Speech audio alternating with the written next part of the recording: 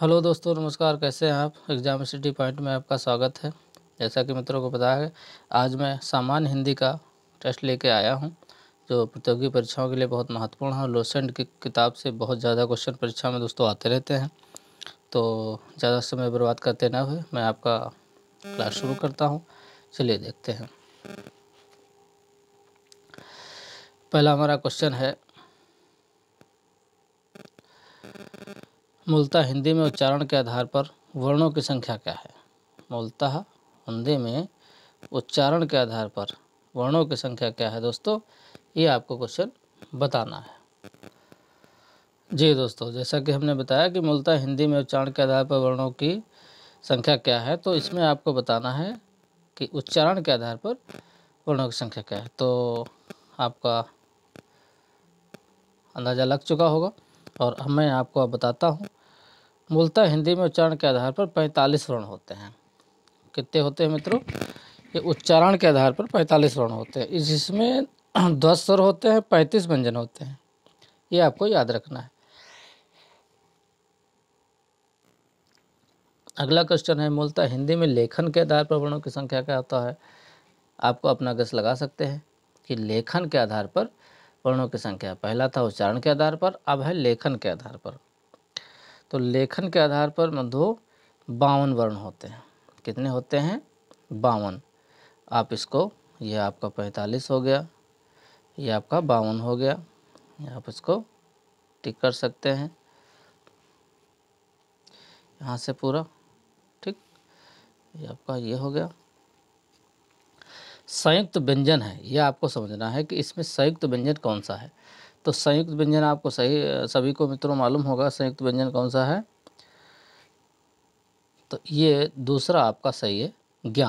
ये आपका संयुक्त व्यंजन है। कौन सा स्वर नहीं है, अब आपको इसमें बताना है कि कौन सा स्वर नहीं है।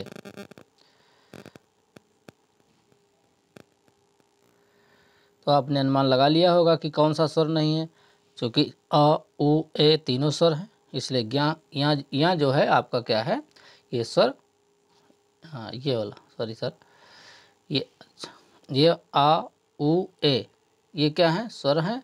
और ये यहाँ जो है स्वर चाचा जाया यहाँ में पड़ता है, ये व्यंजन में पड़ता है। तो आपको समझ में आ गया होगा। अगला है, मूर्धन्य व्यंजन है। मूर्धन्य व्यंजन है,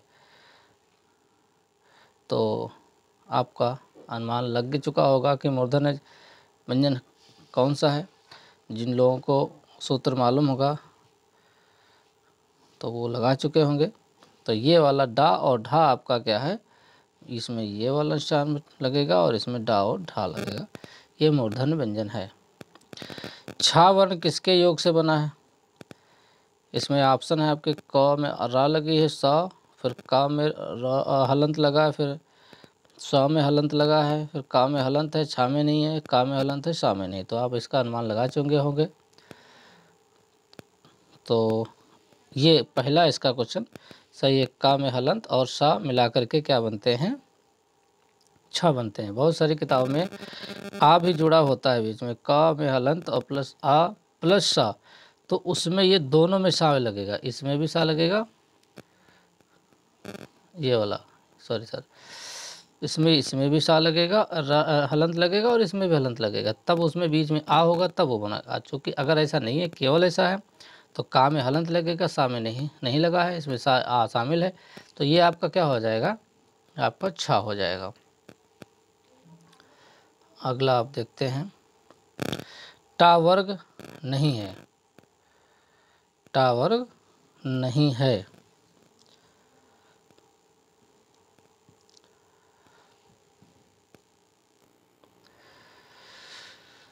तो ये क्या है, टा वर्ग नहीं है।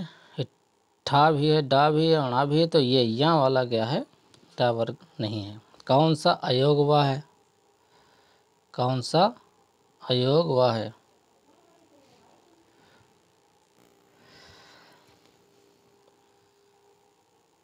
अयोग हुआ, कौन अयोग हुआ है। तो इसमें क्या देखना है, महाप्राण भी है, संयुक्त व्यंजन भी होते हैं और अल्पप्राण भी होते हैं। तो इसमें आपका अनुमान लग गया होगा। तो मित्रों है ये विसर्ग, क्या है, विसर्ग। 2 क्वेश्चन मित्रों इसमें वर्तनी के हैं, तो इसको अभी पर आप समझ लीजिए। शुद्ध वर्तनी है प्रामाणिक, आर्यावर्त, तुलसीदास और समीक्षा।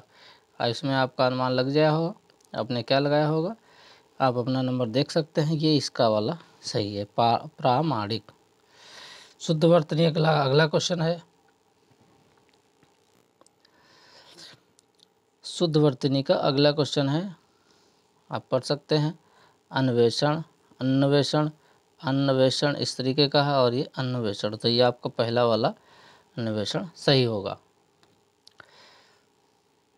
चलो अगला चलते हैं। हाँ सॉरी, नीचे पड़ गया था शुद्ध वर्तनी में।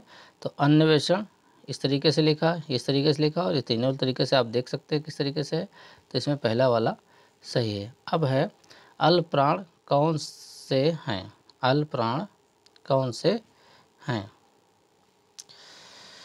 तो जिनको भी अल्पप्राण की परिभाषा मालूम है, तो अल्पप्राण में पहला, तीसरा और पांचवा यहाँ पे लिख लेना है। पहला, तीसरा और पांचवा, ये आपका अल्पप्राण में है। तो पहला कौन सा इसमें होगा, का, और तीसरा कौन सा है, ये, तो ये आपका हो गया। अयवर्ण कहलाते हैं, अयवर्ण क्या कहलाते हैं, तो ये कंठताल में आता है। अयवर्ण आता है कंठताल में, क्या आता है, कंठताल में।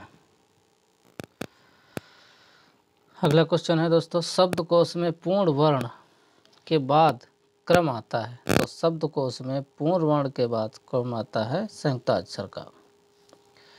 सभी स्वर ध्वनियाँ होती हैं, आपका है अघोष, सघोष, सघोष और अघोष, केवल अघोष, आप तीनों में छाड़ सकते हैं। तो सभी स्वर ध्वनियाँ होती हैं आपका सघोष।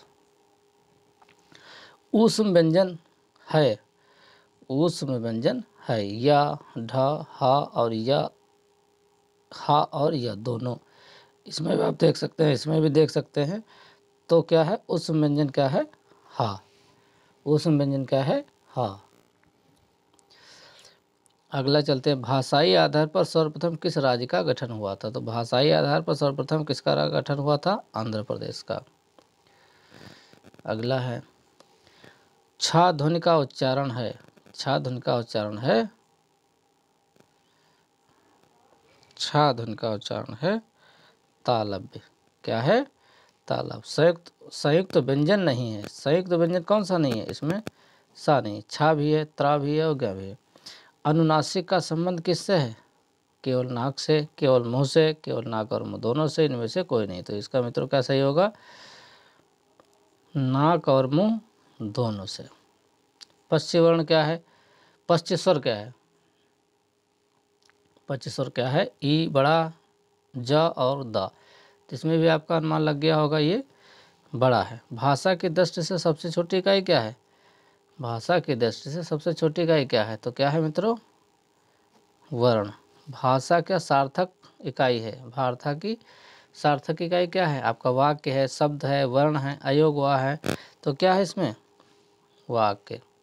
उच्चारण के आधार पर स्वरों की संख्या कितनी है, उच्चारण के आधार पर मित्रों स्वरों की संख्या 10 है, ये उच्चारण के आधार पर स्वरों की संख्या 10 है।